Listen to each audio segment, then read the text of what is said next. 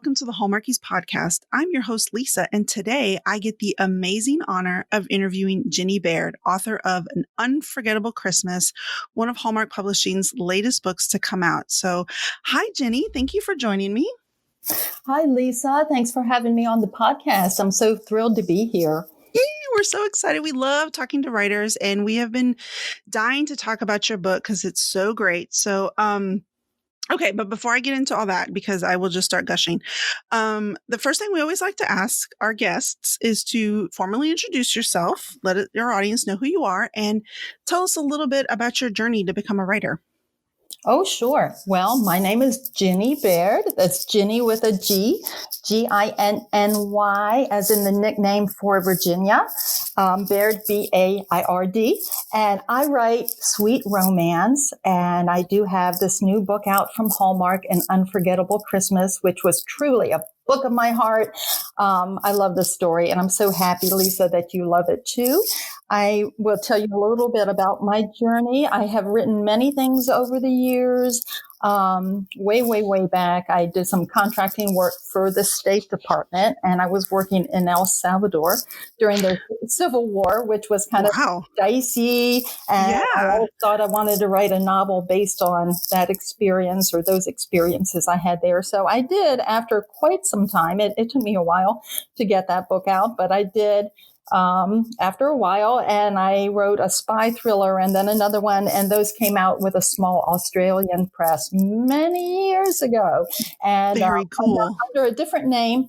Over time, I've written different things. I wrote greeting cards for a company called Berry Company. I don't know if oh my gosh, how fun! Yeah, I don't know if they're around today, but. I did lots of little things here and there. I wrote for a parenting magazine when my kids were little. But I always really had that storytelling bug where I wanted to tell larger stories. And around year 2000, I did, around the time I was doing the spy thrillers, I also sold a romance novel to Kensington Books in New York. And that book I re-released as Ginny Baird later, and also a second book that I'd written for Kensington.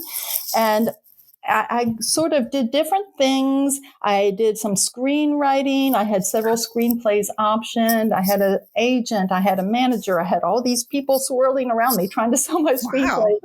And even though they got optioned, they never made it all the way to movies. And so I thought, gosh, I should do something with these screenplays. I felt like they were my orphan children. I had all these great characters and stories.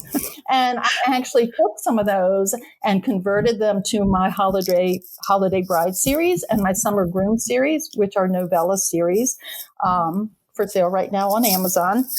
Awesome. And I had a great time with that process. And so I sort of got back into writing. I came out of the screenwriting and back into the novel writing, sort of a full circle journey, and started selling well online. And I thought, gosh, this is what I'm going to do. And so I did write several books. I have more than 25, maybe more than 30 now. And most recently, my newest release is with Hallmark, An Unforgettable Christmas. And I'm really excited about this story. And I'm thrilled to be here to talk to you about it. Yes. And I just have to tell everybody, I'm very, very grateful to have Ginny on here because, y'all, for real, I attacked her at the Romance Writers Association convention in New York City. I was there as a blogger to basically get my hands on all the romance books, and I saw her in the hallway, and I kind of thought that was Ginny. I kind of thought that was you. And then I waited till you got closer so I could read your name tag. And when I saw your name tag, I did. Y'all, I pounced on her. I was like, hi, I'm with the Hallmarkies pod. And yes, I'm very grateful that. Oh my gosh, I'm being recognized. That was so fun. That was really fun. Yeah. And I mean, it was an empty, because everybody was in sessions and it was just outside of a ballroom. And so nobody else was around. And so thank you for not taking a restraining order out on me. So I appreciate that and coming on the podcast despite It was great. It was wonderful meeting you. And I'm so glad we connected and we're getting to do this. Yeah. Super. Yeah. Okay. So my favorite question to ask writers, no matter what, is, are you a pantser or a plotter? I find this so fascinating and I love taking a peek behind the process for you guys. So, which one are you? Or are you a combination of both?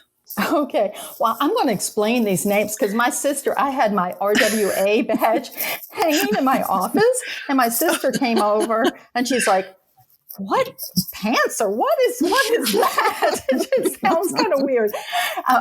For people who don't know, and I figure many writers do, but some listeners may not, when a writer refers to themselves or another person as a pantser, it means that you can fly by the seat of your pants when you're writing. You don't really plan everything out in detail. You just sort of go with the flow, just you're a pantser. You go by the seat of your pants. So that's what that name comes from. And then the other is a plotter. And that's a little more obvious, right? You're plotting your book. You're writing everything down ahead. You're doing detailed outlines. But for me personally, I write both ways. And it really depends on whether or not I'm under contract with a publisher, because I've done several books independently as an independent author, self-published them. And with those, what I would do typically would be come up with a jacket blurb, a few paragraphs. This is the heroine. This is the hero. This is kind of the setup for the story. Sometimes I would go ahead and even commission a cover because I found that really inspiring to have this cover about, I could see my people. I could imagine my people. And then I would, after getting that little bit set up, I would sort of go with the flow and just see where that story took me. And that was being a pantser for sure. As far as plotting, now in selling with publishers, which I've done also, both with Hallmark and also with Entangled Publishing. I have a book coming out from them next year. Yes. With That's exciting. the publishers, it's a different process. If you're an established author like I am, where you already have sort of a track record, you can often sell on a proposal. But that does involve plotting because you have to, come up with a complete outline, sometimes, depending on the publisher, 3 chapters or whatever. And so you really need a pretty detailed idea of where the story's going, what the high points are, what the resolution is, and all that. And so in that regard, I would be more of a plotter in working with a publisher because they want to know what they're buying. Obviously, that makes a lot of sense. Yeah, but there's still some pantsing involved, right? Because when you get into a story, your characters might surprise you, and they often do because they develop their own personalities, and sometimes they can be stubborn, and you can think you want them to do one thing, and they're like, no, I've got other ideas. So you sometimes, even when you're trying to plot, you can get pushed into pantsing a little bit by your characters, but that's fun. That makes a story richer, in my opinion, and more authentic to the characters. So I love it. I really enjoy both ways, plotting and pantsing. Yeah. That to me is the best. I love talking to authors, especially when they talk to me about off-page motivations for their characters, because that to me is just, God, it's got to be so fun to know, because, as the reader, we only see what you want us to see, but that's not everything that's involved in the story, because you have things that are happening in your mind to give the character motivation. And that to me is just the most fascinating part. I just love it. I just love the entire process, reading about writing, writers, all of it. I'm so in awe of what you guys do. And I thank you, because reading's awesome. And if you're not a reader, join us. Reading's amazing. It is amazing. That's a great escape. Yeah. It's just so great. So you mentioned earlier you have done screenplays, and it's kind of dovetailing off of this. So does that mean that those serve as outlines for you? Like, is that difficult to change from screenplays to novel writing? How is that process for you? Well, it was real interesting because the screenplays that I was writing, they were really sort of sweet romances, sweet romantic comedies, and they were intended for television movies. So they were about, I would say, 90 to max 105 pages long, because a page of a screenplay is roughly a minute of film time. And so those stories I had, with screenwriting, it's very pared down. You don't have big blocks of description or anything. You basically have whether the scene is, an interior or exterior shot. And then you have maybe a very brief description of something in the scene if it's really relevant to the plot and needs to be seen by the camera. And then you just kind of open in whatever the location is, the living room in so-and-so's house or wherever, outdoor skating rink. You just open in that location, and then you go pretty much with the dialogue. And, that's what it is. It's just dialogue, dialogue, dialogue. And then you go to the next scene and it's more dialogue. And with novels, obviously, there's a lot more fill in and setting the scene so the reader can imagine themselves there, because they don't have all those great visuals like you do in the movies. And so when I took my screenplays and converted them to the novellas, that really was pretty easy for me, because I had the dialogue down. I just picked up the dialogue chunks and moved them from the screenplay to the novel form. And I had that because I thought the dialogue was strong. And then I just built around sort of fleshing out the characters and their personalities and also their internal thoughts, because that's something that you don't get in a screenplay. And that's why so often in film, you have the best buddy, or you have the dad or the mom or the confidant or somebody that person can talk to, because that's the way that you get whatever somebody is thinking about on the screen without doing voiceovers, which not everybody's wild about. So anyway, that makes sense. I've never thought about it that way, but because I'm not a writer, but that's awesome.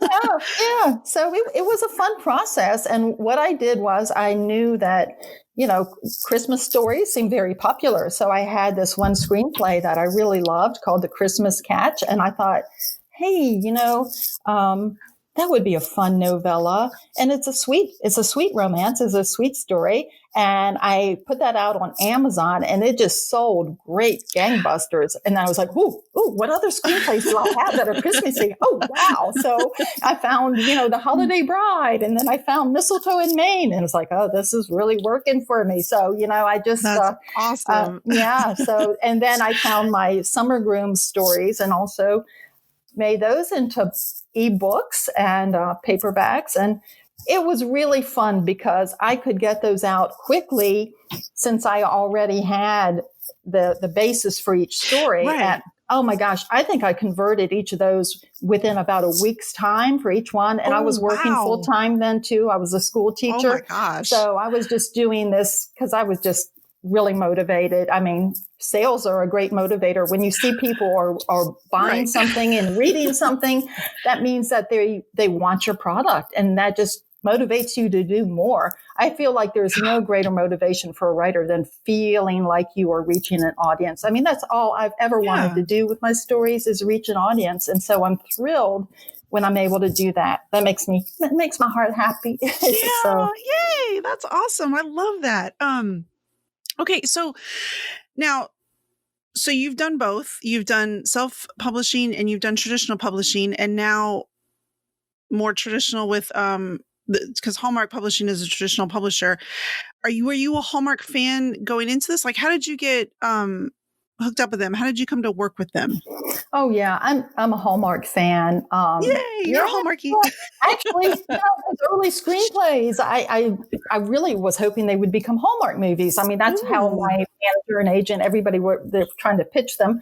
And I think a few got looked at and a few, came close, but nothing ever happened. And it just, the timing wasn't right, I suppose. But as far as Hallmark, I've always been a fan. I've loved their Christmas movies, Countdown to Christmas, all their holiday stuff. Their sets are unbelievably beautiful. And I know. Yeah, I love the fact that everything is so uplifting, and I like to write uplifting stories too. So I always felt like the way I wrote, or the way I write, and my sort of philosophy on writing and storytelling and life really fit well with the Hallmark brand. Mm-hmm. And when I heard they had opened a publishing company, I was like, this is amazing. This is what I've been waiting for my whole life. It's genius. I don't know who came up with it. This is genius, because I'm obsessed with Stacey Donovan. It was her brainchild, and it was a wonderful, wonderful brainchild, a wonderful idea, because I think it's just another venue. She's the editorial director there, and she came up with the idea, and she pitched it to Bill Abbott, who is the big CEO of Crown Media. And Yeah, I mean, what a great idea. What a great idea to provide another venue for these stories. And now it's not just Yes. the ebook, they have print books. I mean, my book's in Barnes and Noble, which is super cool, and audiobook too. So this is wonderful. They started out by taking existing Hallmark movies and converting those to ebooks. And using much the same process I talked about when I converted my novellas, from the screenplay. So they did novelizations of some of their movies. And then they also started releasing original fiction, which has a potential to be made into movies later. So that has all been really, really fun. And as soon as I heard they had a publishing company, I was like, oh my goodness, I need to find a way to connect with these You're like, people. this is fate. This is happening. Yeah. Yes. So immediately I got on Twitter and I followed everybody. I followed everybody at Hallmark. I was like, oh, I'm so excited about this. And then I found out they were doing this open submissions call. And I thought, that's really excellent. I'm going to send them, because I didn't have an agent at that point in time. I had one previously. I do have one now, but in that little juncture, I did not have an agent. I was doing a lot of independent publishing. And I thought, wow, this is such a great opportunity. And Hallmark, I've always wanted to have my stories, available through Hallmark. What a wonderful way for that to happen, possibly. So they had an open submissions call, and I sent a story, which I thought was really cute and very Hallmarky. But it wasn't quite what they were looking for. I mean, it was very close, and I heard back from Stacy. She really was on the fence about it. It was very close, but it just wasn't quite right. But she really liked my writing, and she really liked my voice, and she liked my brand. I guess she had looked at my Ginny Baird stuff online. She's like, oh, she looks like a Hallmark That's writer. awesome. I was like, oh, yeah, that's me holding up my hand. So she asked me to send her something else when I had it. And I had the idea for An Unforgettable Christmas, which was, guess what? It was a screenplay. It was a screenplay in my treasure chest of ideas. Yes. And it was a story I had come up with years ago. Oh my goodness. I think it was 15 years ago, believe it or not. Wow. And, yeah. You wouldn't believe how many writing files I have. It's embarrassing. I just have boxes. I've got these writing like plastic crates with lids up in the attic. I've got them in my closet in my office. I've got my filing cabinet's like busting at the seams. The wheel fell off. It's so heavy. I kind of feel like that's where I'm headed. One of my daughters writes stories, and they're everywhere. And I just started collecting them, and I've got them in a box. And I feel like at some point I'm going to have boxes and boxes of films. Yeah, we'll save them. I think it's, you never know. And especially for writers, I feel like these stories are like gems in a treasure chest. And so I never really feel like a story idea is wasted. I just hang on to it. I mean, sometimes it's just not the right time for that story. And An Unforgettable Christmas, I had originally titled it Second Chance Christmas, and I had written it, like I said, 15 years ago as a screenplay. And I never showed it to anybody. It had not really gone anywhere, but I had this idea of this hard-nosed boss and his accountant, who was Latina. And I just thought, this is such a great story. I had the idea in my mind. And so when Stacy said, do you have anything else? I was like, well, what do I have that I can, I was trying to think what I could come up with quickly. And I thought, what about, Hallmark really likes things that are, because they are a movie enterprise, they really like things that are filmable, that really kind of you can imagine on camera, even if it's a book. It's nice to have those kind of moments that are very visual. And I thought, wow, a screenplay provides all that. And I was trying to think, what do I have in my treasure chest? And I thought of this story with Sam and Angie. And I thought, oh man, that could work. So I sent that to Stacy, and she really loved it. And she had me make a few adjustments. We went back and forth on tweaking things. So she thought it was just perfect. And then she presented it to her powers that be. And it went through, and I got a contract offer, and the book was scheduled to release this fall. And oh boy, that was so much fun. Yeah. So I was like, yay, I'm ready for Hallmark. So that was very, oh my very gosh, that is fun. amazing. Yeah. And recently you got to go on Home and Family to basically promote the book. How was that? Oh my goodness, that was just something. that was like, I felt like Cinderella at the ball, I felt like, wow, awesome. it was very surreal in a way, being on television and being with those wonderful, oh my gosh, Debbie and Cameron and Maria on the set of Home and Family. And I can tell you, those people are genuinely so warm and friendly and sweet. And they just worked really hard to make me feel comfortable and included. And the set is, it's like a home. I was in the kitchen. We were making, or rather Debbie was making the Puerto Rican recipe. Did you see it? Yeah, she was making these Puerto Rican recipes. I saw you at the little, I was like, she gets to sit at the bar. Yeah, I was at the breakfast counter. Yeah, I was between Cameron and Maria. It was where we were drinking coquitos, and Debbie made these mantecaditos with little butter cookies. And that was really such a thrill. And everybody was so kind. And then we also did a Facebook Live interview after that, which was on another part of the set. And I was just like, wow, pinch me. I can't believe I'm really here. Gosh. Yeah, it was awesome. So fun. That is so fun. Okay. So now that we're talking about it, I'm going to go for our listeners. Sorry. I feel like we're jumping ahead. Unforgettable Christmas. Tell us a little bit about the book. No spoilers, because I know some of you guys haven't read it yet, and I like to have everybody have a fresh slate, but spoiler alert from me, it's amazing and you have to read it. Okay. So tell us a little bit about the book. Okay. An Unforgettable Christmas is a really sweet story about, Angie, who's the accountant in this jewelry shop, and her hard-nosed boss, Sam Singleton. And they're a little bit opposite personalities. She's very upbeat and optimistic. She has a lot of creative ideas about improving the store and making it really decorated for Christmas. And he's really wants to be successful and sell well.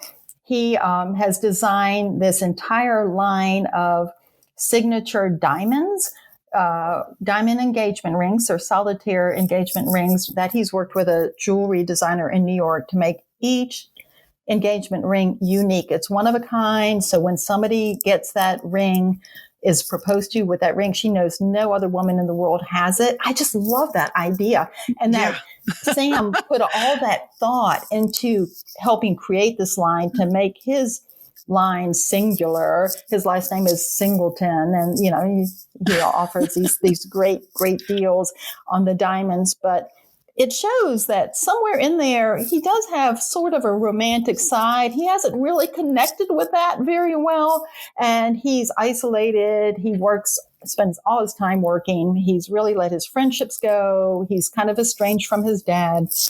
And then he has this accident that happens near the beginning of the book. He slips on the ice and he hits his head, and he develops short-term amnesia. And what was so fascinating to me, Lisa, is I did research on amnesia.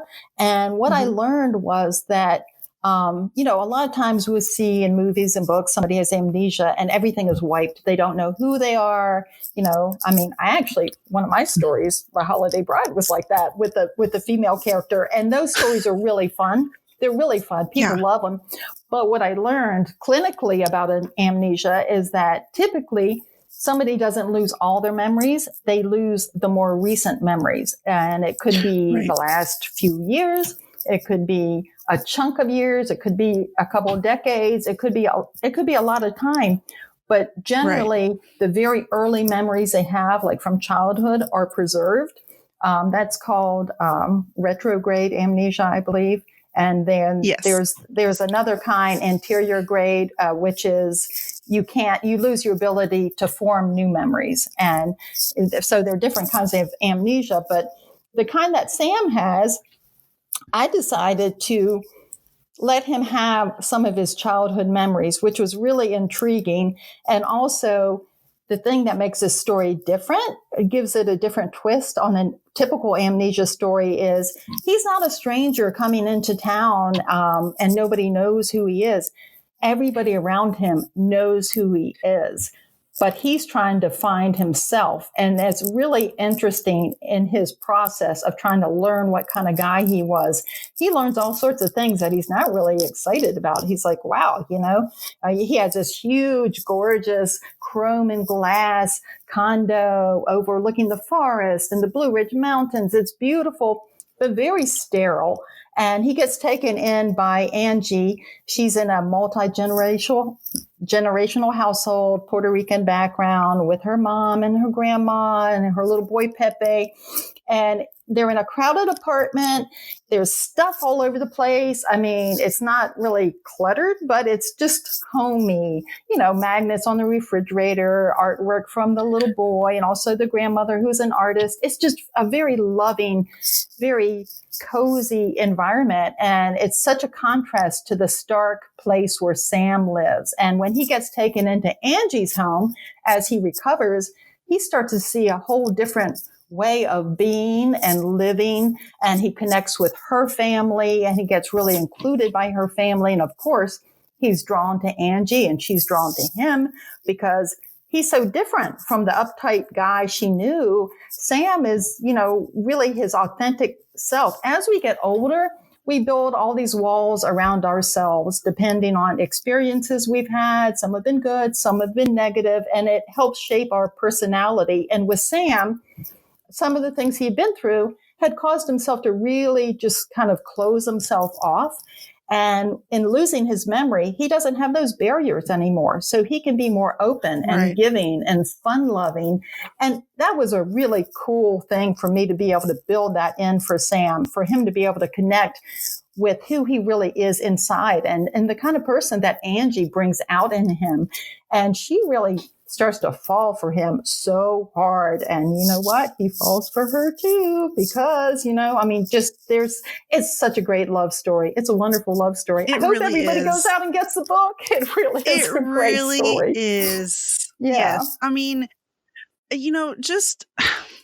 feel like, the idea of this kind of story where something happens and you're kind of a forced proximity kind of thing, that's a pretty recognizable trope. But the way this was executed, the way you did it was just, it made sense. I didn't feel like it was convoluted the way they got together and had to stay together, like in terms of his recovery. Everything felt so natural and everything just kind of evolved. And the pacing on this was great. I mean, y'all just got to read it. It's such a great story. It unfolds so beautifully. So I real quick, I just have to ask, because I worked in a jewelry store for a few years.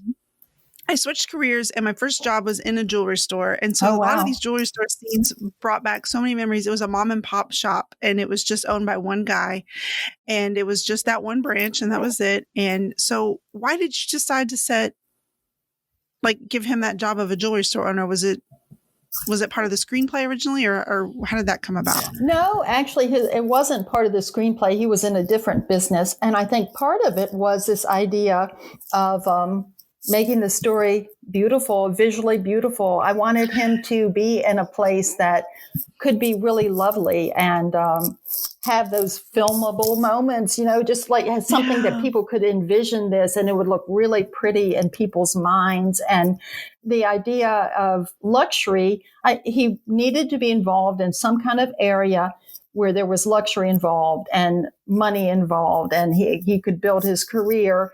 But I thought the jewelry store gave him that, but also gave the romance element because, of the engagement rings. And he does these TV commercials for engagement rings. And he's, selling his signature diamonds, Singleton signature diamonds. And I just thought that was so cool to have him involved in those finer things and the jewelry things and the romance and the engagement rings and diamonds and have that be his focus. And yet he has romance lacking in his own life, you know? So, I mean, It's such a I just fun thought dichotomy. I thought that was really, I thought it was fun. I thought it was a fun business for him and very pretty and very Christmassy. I could imagine, you know, all the displays of the rubies and the emeralds, the red and green for Christmas, like they have in the storefront window when the book is opening. And yeah, it just, it reminded me of the store, that I worked in. Yeah, it was.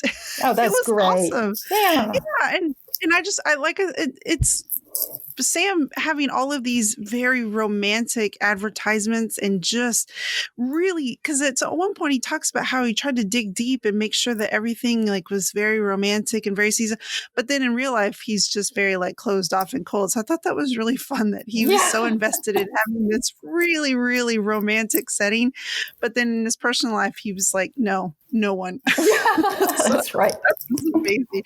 But okay, so speaking of jewelry, I'd like to take a moment to thank our sponsors for this episode, Glamour Jewelry Box. Okay, y'all, let me just say right now that after years of wearing coaching clothes, I'm the worst at dressing myself in grown-up clothes. I mean, I can create outfits, but never know really how to take them to that next level, which is jewelry. But that's where the good folks over at Glamour Jewelry Box come in. Glamour Jewelry Box is an affordable monthly jewelry subscription service that sends you trendy but classic jewelry every month right to your door. Pieces include a necklace, bracelet, and earrings. I mean, they take all of the guesswork out of selecting jewelry by sending me the perfect pieces to enhance my look, whether it's for work or for a night out. And Glamour Jewelry Box is the only jewelry subscription service that lets you customize your collection and keep every single piece you receive. And the best part? You can save $5 off on your first month subscription when you visit glamourjewelrybox.com and use offer code Hallmarkies during checkout. That's glamourjewelrybox.com with offer code Hallmarkies. The holidays are just around the corner, and there's one gift that thousands of moms have been calling the best gift ever. If you're like me, getting parents that special Christmas gift is something I obsess over every year. I mean, they've done so much for me, even as an adult, that I love showing them how much I appreciate them by getting them gifts that are truly thoughtful. So this year, I'm turning to Skylight Frame. Skylight Frame is a touchscreen photo frame that you can update instantly by email, anything from anywhere. It sets up effortlessly in under 60 seconds. Just plug in, use the touchscreen to connect to your wireless network, and enjoy. Everyone in the family can just email photos to your frame and they will appear in seconds. It has a black frame and a white mat, so it looks like a real photo frame that adds a beautiful touch to your home. Skylight Frame is also a gorgeous 10-inch screen, so you can swipe through photos with your finger and even tap to thank the person who sent you a photo. 100% satisfaction is guaranteed. If you don't love your Skylight, they'll offer you a full refund, and you can even preload it with your favorite photos for a personalized gift. Tens of thousands of families are using Skylight to stay connected. And that's personally why I'm excited to send my parents one of these, because we live 1,800 miles apart, and I'll be able to send them pictures of my kids instantly from events, or even just because, like, they're just being cute in the living room. And now with this special holiday offer, you too can enjoy Skylight Frames. You can get $10 off your purchase of a Skylight Frame when you go to skylightframe.com and enter code Hallmark. To get $10 off your purchase of a Skylight Frame, just go to skylightframe.com and enter code Hallmark. That's SKYLIGHTFRAME.com, promo code Hallmark. Back to the story. My mother's family is from Mexico, so I'm half Hispanic. My dad's family hails from Scotland originally, but I grew up in San Antonio, Texas, and so my day-to-day interactions with my family were all Hispanic members. A lot of Spanish speaking, a lot of, traditional Hispanic dishes, all of that. So honestly, it was a joy for me to read characters. I know that they're from Puerto Rico, so that's different, but that resembled me. Just the little tiny words here and there, the Spanglish that got dropped in reminded me of growing up because everything was little. So like my name is Lisa, but I was called Lisita. Yes. Little Lisa. Yes. Or my mom's nickname for me was Sissy. And so that sometimes it was Sisita, just little things like that, or a mijita. Or so this was amazing to read about people who resembled me. And I wanted to ask you, is that important to you in your storytelling? How did that come about? If you want to talk a little bit about that. Yes, yes. Well, that's interesting. Well, there is all the Ita. Yes. Yes. Yes, yes. So here's a little secret for your podcast only. I was Rosita growing up. See? And So you understand. yeah. Ginny Baird is actually, it's a pen name. But I did grow up also like you. I was, my mother was Puerto Rican, and then my dad was an Anglo guy, and he was from Florida. He had a PhD in Spanish, and he was really into the culture and everything. But the Puerto Rican element comes from my mom's side. And, I did spend many summers there. She used to take me home with her when I was growing up. So until I was about age, I would say 14 even, I would go to Puerto Rico. And when I was real little, we'd go a couple times a year. We had like aunts there and uncles and cousins and, the whole deal. The town I grew up in the mainland, was in North Carolina. And we were I had the only, not the only Hispanic mom. There was one, my mother had one friend who was Cuban. But it was so rare. I mean, I had the mom who had an accent, and I had, the house that smelled like these Caribbean flavors were cooking. Right. And the aromas were in the air. And so my house was different. We celebrated Three Kings Day, all that. And that was very different from any friends I had in school. I had nobody else in school, in my school, who had any kind of really different ethnic background, like Hispanic. And so that was different. And my mom used to talk to me in Spanish, and I would answer her in English because I didn't want to be different. And so a lot of that idea worked its way into the book. And one thing that I really like about this story is I like the idea that there's sort of a mix of the cultures, because I think that's a lot of what happens in the United States. I hope that the story connects with people who have a Hispanic background, Latin background, but also every kind of background, different kinds of backgrounds, because I think the point of the story is that we all are sort of a mix of different heritages and cultures, and it sort of comes together in a certain way in Angie's household. And it's very similar to how it was in mine. But I think it's just kind of fun for people to see that and see, I had a writer friend tell me one time, she's like, well, she didn't feel like she could write Hispanic books because she was only part Hispanic. And I was like, well, we're all part something. And I think, I said, it's more people need to write, stories, because I mean, we're seeing more of this now in the popular culture. Different kind of books come out for people who are a blend of different cultures, and they might have, an American mom and a Chinese dad or something. You're seeing a lot of blended stories, because that's what America is all about. Is we do have this very rich fabric of all these different cultures that come together. And I think it's okay. I mean, it's authentic for me because this is part of who I am, and it's part of how I grew up. And it's really interesting because I think that, I kind of felt like I didn't fit completely in either world. You probably know what I'm saying. I do know exactly what you mean. You're not quite here or there, but I think that's why it's good to have these kind of stories, because there are many people in that situation. And you said that you are, and that's why you felt like you connected to this story. And I think that's wonderful. And I'm hoping this story connects with a lot of people on a lot of different levels. Also, just because the romance of it and the hopeful message behind it and all the great Christmassy stuff. And little Pepe is so cute. He's such a I know.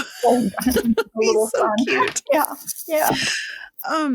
So family does play a huge part in this story. Angie lives in a multi-generational household, which for me and my culture is basically the norm. Growing up, whenever I went to families' houses, there was always either a grandparent or a great-grandparent living in the house. And so we're now in this house, there's Angie is the mom of Pepe, and then there's Elena and there's Lita, and that's the grandmother and great grandmother. Are these based on anyone in your life, or are they just a compilation of people, or just Oh, this all is fabricated? real. This is real interesting, Lisa, because like I told you, the screenplay that was the basis for this story, I wrote that 15 years ago. So when I wrote that screenplay, I was really the characters were very nebulous. They were not anybody in particular. Okay. They were not anybody in particular. I just liked the dynamic of the multi-generations and all that. But I did have all that in the original screenplay.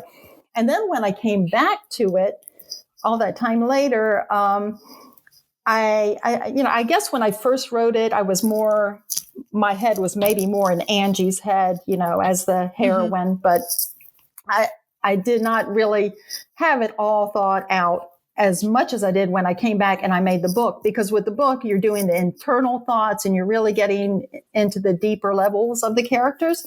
And as I began writing, I started realizing that these characters all actually were hitting a lot of really kind of internal notes for me, like the daughter, Angie. Okay. She is, she's like around 30 more or less, which is about the age of, I have got some daughters who are around 30. So she was kind of like more like my daughter's age now.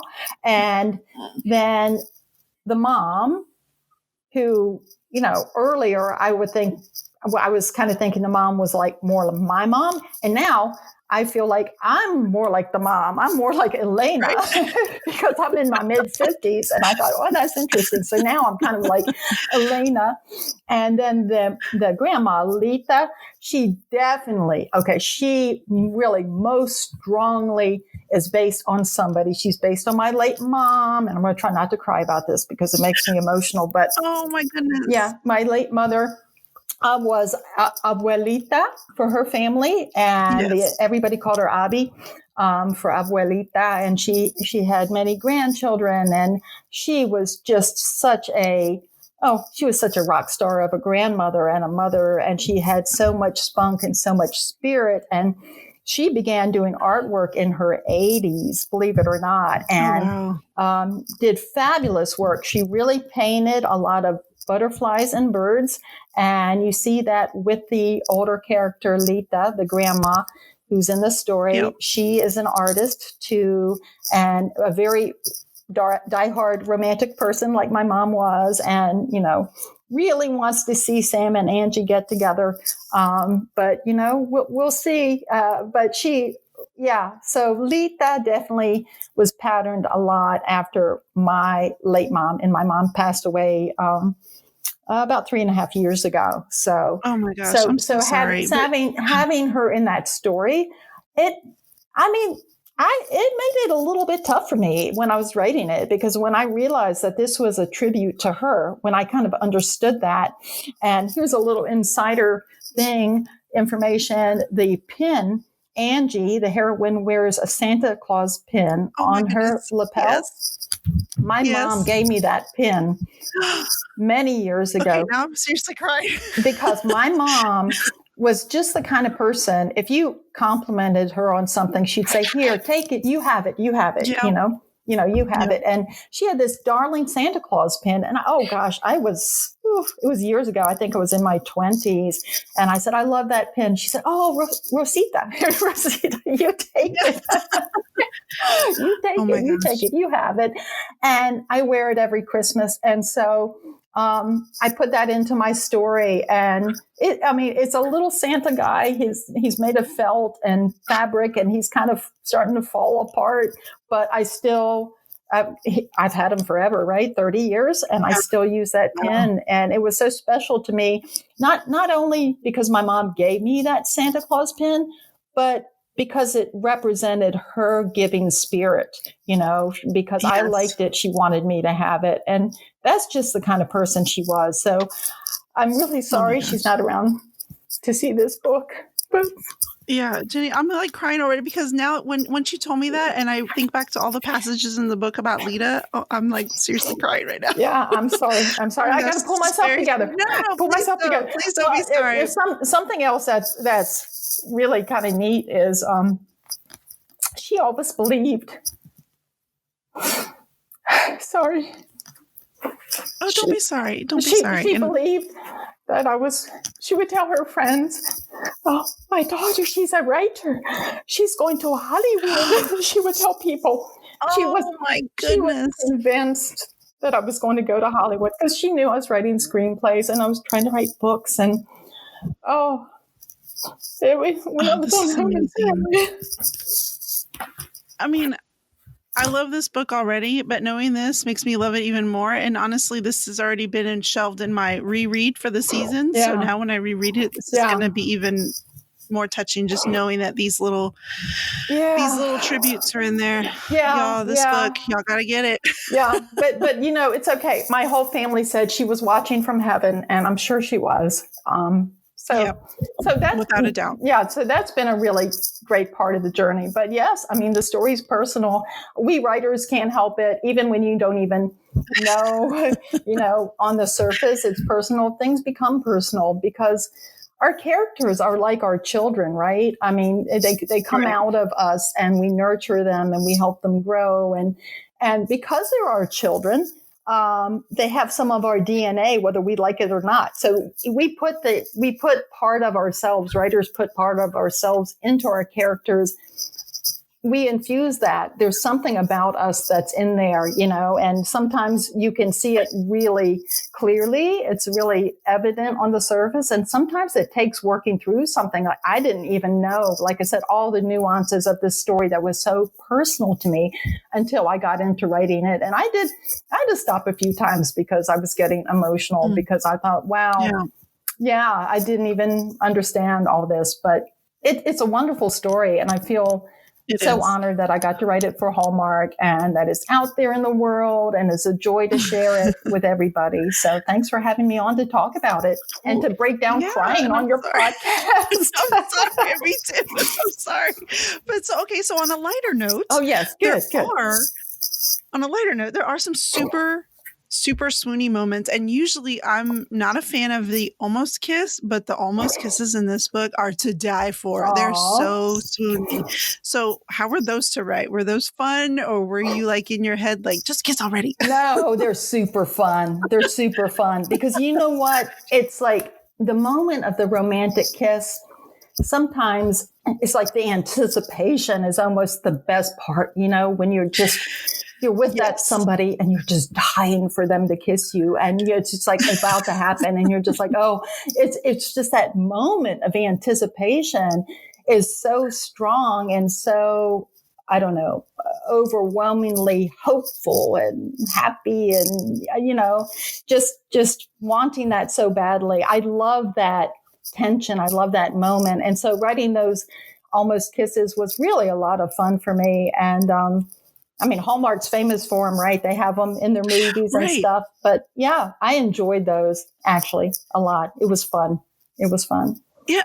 And even there are even parts, I'm not going to give anything away, y'all, but there are even parts where it wasn't even an almost kiss. It was just, they ended up being super close to each other. And even those were filled with tension. And I was like, yeah, it was like such little tiny swoony moments here and there that weren't even, I think, intentionally supposed to be romantic, but it was just them noticing each other a little bit more. That was just, those were fun to read. Yeah. Thank you. Yeah. Okay. So, after Unforgettable Christmas, do you have anything new coming out that you can talk about? I don't want to have you say anything that you're not supposed to, but do you have anything new? Okay. Well, I do have a book coming out next year. I have a book at the very end of next year from Entangled Publishing. It's a sweet romantic comedy, and I'm really excited about it. I can't give away details, but I'm in the editing phase with that now, and I think it's going to be a great book. It's going to be available in bookstores everywhere, so I'm very excited about that. And awesome. So that's what I'm working on at the moment. And I also have some really fun ideas that I hope might work with Hallmark. And so we're discussing those, and we will see what the future brings. But in the meantime, I hope everybody's going to go out and buy An Unforgettable Christmas now that I have cried on the podcast.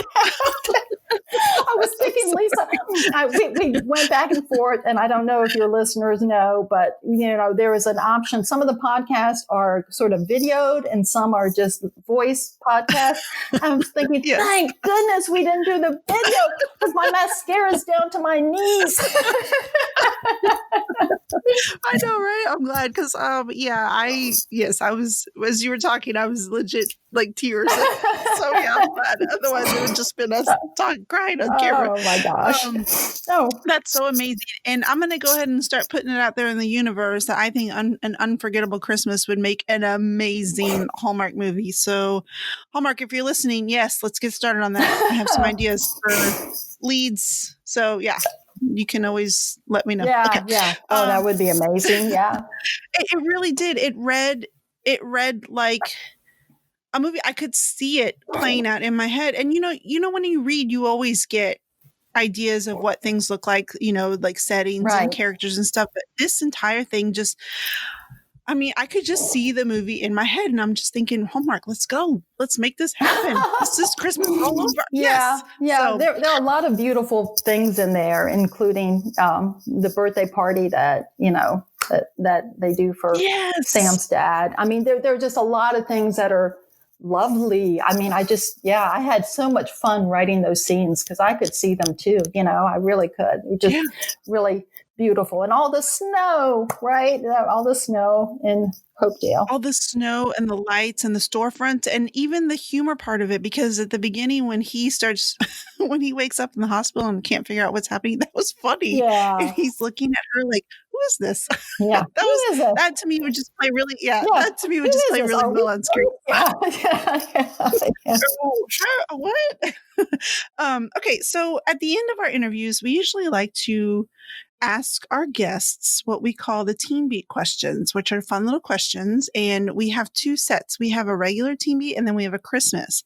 But what I did is I melded the two and made a Christmas general beat. Yeah. Christmas beat. Yes. So, are you ready? I'm just going to ask you some quick questions. Okay. Yes, I am ready. Yeah. Okay. So best ice cream flavor. Oh, mint chocolate chip. All right. Yep. You and my husband. I love that mint chocolate chip.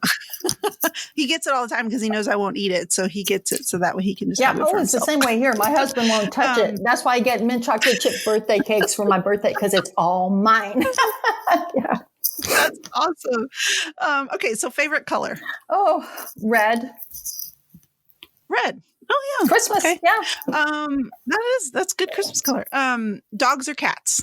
Oh. Or you can say both. You can say both. I have one of each. So yeah. Oh, okay. Oh, what are their names? Or are you not allowed to say? Because I know that sometimes be giving out personal information. It's not that personal. It's okay. I can tell you that. I won't tell you my children's names, but I'll tell you. No. My dog is Maggie. She's an English style yellow lab, and my cat is Calvin, and he is a big old tabby cat, gray tabby, big old. He's a big boy. He's like 18 pounds, but he's not fat. He's just like a big guy. Yeah, yeah. And they love being with me. They're my office staff. They hang out in my office all the time. I mean, they are here with me, just like so close. They just love that I'm working at home now. This is a great thing for them. Authors. Okay, so beaches or mountains? Okay, this is another tough one. I love the ocean. I love the water, but I love the mountains. I put a lot of mountains in my stories, right? Because this is where Hopedale was. I used to live in the western part of Virginia near the mountains. And so that's where I get a lot of those settings from. But now I live in the eastern part, which is closer to the ocean and around a lot of rivers. And I love the water too. So it's a really tough call for me. I'd love them both. Okay, so both. That's fine. Both. Okay. I'm not playing your game very well, am I? I'm not kidding. Making complications. Nah. So dress up or lounge around in sweatpants? I like to lounge around in jeans and a sweater. Me too. Yeah. I just like dressing up is for the birds. Yeah. I think it's because I spent so much time in athletics and I always just had coaching clothes that now that I'm in the quote unquote professional world, dressing up is terrible. Yeah, no, I like to dress up. I like to dress up, but the whole process sort of exhausts me because I'm really I'm like, people don't believe it sometimes who talk to me, but I really am pretty introverted. So I can go out there and be extroverted and I can dress up and I can do the Christmas parties, but it wipes me out. And I enjoy being around other people, but it's just, for me, I feel like it's really nice to come back and put on jeans and a sweater and chill. That's right. Yeah. I'm with you. I'm super introverted in real life. And so after everything, I have to go home and take like a 5-hour nap and recharge. I'm like, that's it. I'm done. Okay. So here's where we'll get some Christmassy stuff. Favorite holiday cookie or treat? Ooh. Well, I'm in the minority here, but I really do like fruitcake. Ooh. Yeah. Okay. Yeah. Awesome. All right. Favorite Christmas song? Oh, favorite Christmas song. Oh my goodness. There's so many. I know. Well, I like It's Beginning to Look a Lot Like Christmas because oh, that's fun. Yeah. That's a good one. That's a fun one. Yeah. Favorite Christmas movie? Oh, An Unforgettable. What's it? The one with Jimmy Stewart. Oh, It's a Wonderful Life. Wonderful Life. I almost said An Unforgettable Life. I was like, yeah, because I had a reviewer say that my book was sort of a blend of that and then the Christmas Carol. Yeah. Christmas Carol. And yeah. I mean, there's a little bit of that in it, but I do love that movie. I love Jimmy Stewart. Okay. Yeah. Oh yeah. Yes, of course. Favorite holiday tradition? Oh, the Three Kings Day, which is a Puerto Rican tradition where the three wise men bring the gifts to the kids on camels and, on the Epiphany, January 6th. That is really special and unique to the Hispanic culture. So, yeah. I love that you included that in the book, even though we don't actually get to it because it all kind of happens around Christmas. I still love the story. So we don't see the Three Kings Day, but they do talk about the tradition, which is really nice. Yeah. I love it. Okay, so what's a memorable Christmas gift that you've gotten? A memorable Christmas gift? Oh, well, it would have to be I'm going to mention my dog. My dog, Maggie. We got her as a puppy. I got her for Christmas 8 years ago. We had some older dogs that had passed away that we'd had, when the kids were younger. And we were really on the fence about getting another dog because, at that point, I think we just had my youngest son at home and he was in his first year of high school. And we're like, well, do we really want to start over with another dog? And we sort of went back and forth about it. And I really, really wanted a puppy. I just did. And she was just like, I guess I was ready for another baby or something because it was so wonderful to get that dog. And she's such a sweetheart and she's my companion. Yeah. We take long walks in the woods together. And that really, I've had many wonderful Christmas gifts. That was really good. When I was a kid, it was like probably a tie between the pink bicycle with the banana seat and the high handlebars and the talkie Barbie doll. So, yeah. Oh, yeah. Oh, I need to think about that next time I have to answer this question. I'll have to think back to kid gifts because that sounds fun to think about all that. Yeah. Okay. So last question. It's the hardest. Oh, boy. So are you ready? I think so. I'll try to be. Okay. Favorite Hallmark movie? Oh, my goodness. That is the hardest. And it can be Christmas. It can be non-Christmas. Yeah. That one's the hardest because there's so many and there's so many favorites. Yeah. Well, Christmas and Evergreen is a great one. Oh, yeah. That was so fun. That's a fun one. Yeah. And I love that that's been turned into a book. Yes. By Nancy Nagel. Yeah. Yes. That's the first one that comes to mind. There are just too many. Okay. And I know. Yeah. And that's fun. Yeah. Yeah. Okay. All right. Well, you did it. You passed. Yay! I passed. You win. So, okay. Thank you very, very much for your time and coming on the podcast. We enjoyed having you on. You've been a delight, and I would love for people to be able to find you online so they can follow you. So, where can people go to, like Twitter or Instagram, or what do you have online? Oh, well, I'm everywhere. I am, first of all, my website is www.ginnybairdromance.com. So it's GINNYBAIRD.com. That's GinnyBairdRomance.com. And I do have links to my social media from there. I'm on Twitter, Okay. I'm on Facebook, and I'm on Instagram. So I hope you will look me up, everybody. And I hope you'll read my book. And I hope you'll please write to me or leave a review and let me know how you like it, because this is such a great story. It's a sweet story. It's a book of my heart. It shares some really fun Puerto Rican traditions. And I hope it makes everybody feel really hopeful and happy, because it's a beautiful ending. If I say so myself, I cried. We all know I'm a weeper now. Yeah. I cried. No. I cried at the ending. I cried at the ending because I just did. And I think that people will, but they were happy tears, so. Yes. Yeah. Although one time I did cry because I was genuinely heartbroken for one of the characters, but then at the end I cried just because it was so sweet. And so, yes, I cried. Yeah. Yes, it all worked out. But, okay. So, you can find me on Twitter and Instagram at Lisa Faye Co. And you can follow the pod on Twitter at Hallmarkies Pod, on Instagram at Hallmarkies Podcast, and of course, join us on Patreon for as little as $2 a month. You can have access to exclusive content. All right, so thank you very much, Ginny. We loved having you on and wish you all the best and success with this book. And yes, everybody go buy it so that we can talk about it. Thank you, Lisa. It's been a real pleasure. Thank you so much.